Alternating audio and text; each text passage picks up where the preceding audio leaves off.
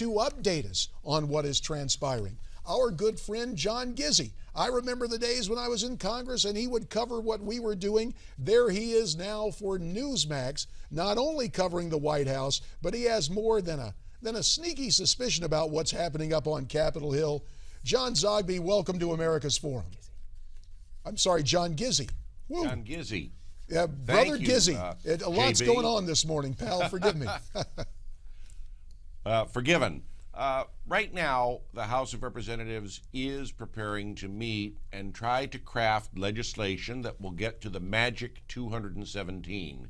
That's the number that Speaker Boehner says he needs among his Republican colleagues to enact some kind of immigration measure.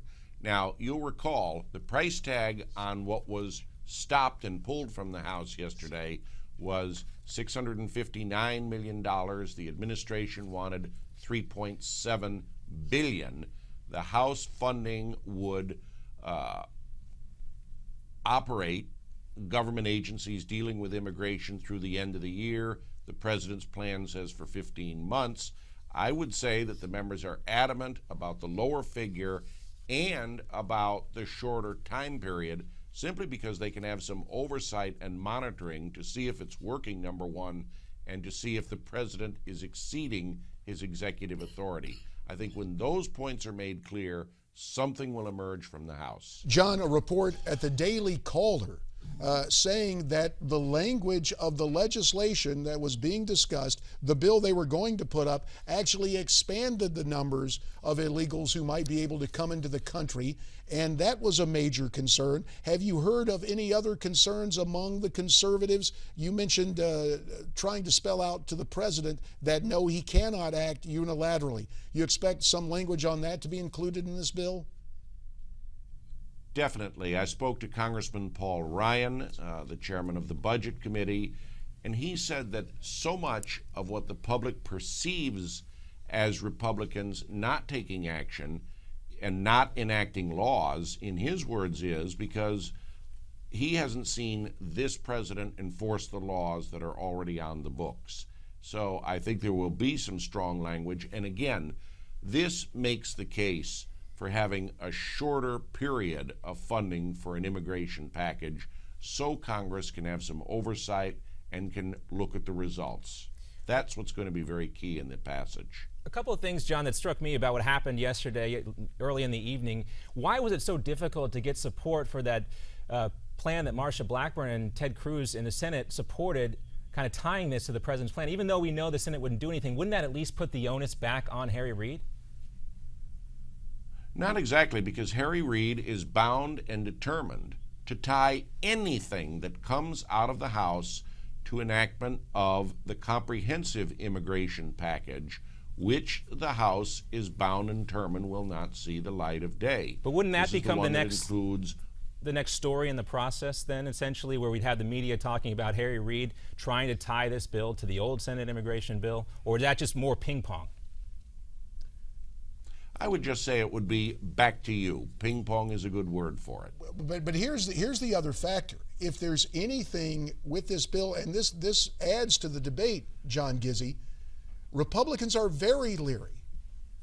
Remember, Harry a couple of weeks ago said he was going to move forward, bring back that Gang of Eight amnesty bill and attach it to whatever was passed in the House. So if there is any prospect of that, that is especially troubling, and it goes beyond mere public perception, because you could see a few Republicans peeling off of the majority of Democrats in the House, voting for a conference report conceivably that would include the amnesty bill that was passed by the Senate. Well, that's what it's all coming back to, JD, is the Senate bill, which some call an amnesty bill. Senator Marco Rubio and others think it is the last word on the immigration crisis and that it addresses the problem of the 11 million illegal immigrants now in the United States. House Republicans have another opinion. But since you mentioned Harry Reid, once again, it's a matter of trust, as the song goes. The House has passed so much creative and positive legislation, and he just simply does not bring it up for a vote in the Senate. And again, That's why there is the sense of distrust and the feeling that whatever comes out of the House will be used, twisted around, or finally not even voted on in the Reid-dominated Senate. Well, the other prospect out there, John Gizzi, is the fear that whenever the House adjourns, whenever the Senate goes on its recess, the president's going to pick up that pen and sign an executive act basically granting amnesty to at least 5 million people. How real is that threat?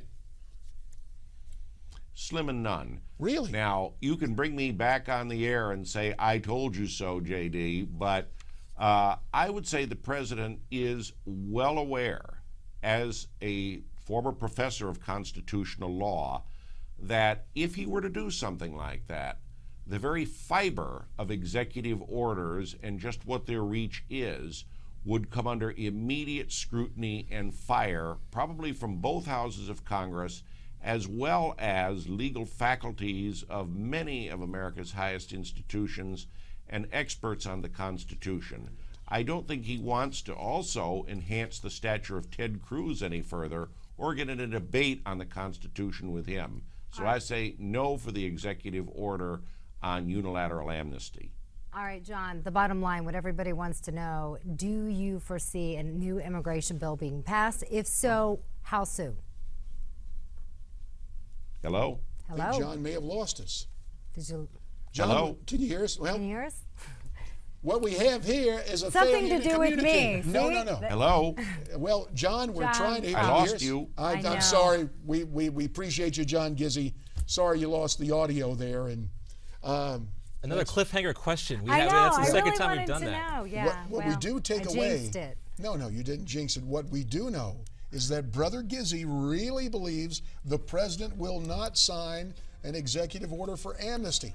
That's a ray of hope, because I got to tell you, all indications are he's ready to move ahead with that. I mean, as emotional as this issue is, as much as we've heard back from the public, you've seen the public opinion polls, I think that might be getting through the White House. I got to agree with John Gizzi. It seems like that would really be incendiary, to say the least. Let's see.